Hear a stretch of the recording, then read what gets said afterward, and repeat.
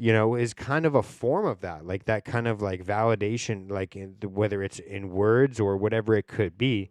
It's kind of like a form of that, of like seeking something external to fill like an internal void. And I think that sometimes what that can lead to, because like I said, like, everyone's so preoccupied out there, and they all have to do their own job, and everyone's looking for their own, validation from people around them. And so not everybody's always looking to give like the recognition or the credit to somebody for doing something that they didn't even actually see them do. People aren't always going to see all the work that you have to get done to achieve the results or the outcome that you actually get to achieve.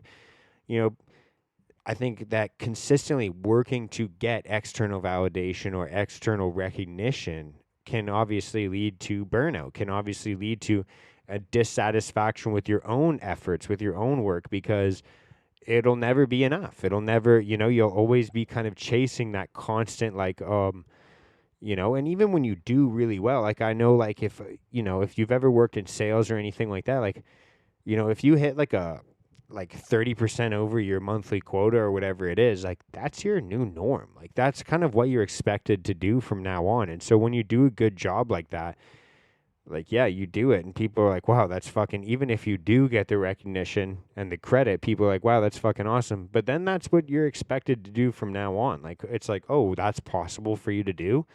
Then you ought to be doing it. Like, I think that, and I'm not trying to discourage anybody from working hard or anything, but I'm just saying like that the more, it's one of those things that if you are using it as a tool to make yourself feel good or feel motivated or feel inspired or feel, worthy of being around, then you're going to have that kind of addictive, like chase the dragon type thing, because the more recognition that you get, the more common what you're doing to get recognition will be. And as well, the more common that feeling of recognition is going to be for you. And so it's kind of like a cycle that's just going to lead to burnout and dissatisfaction.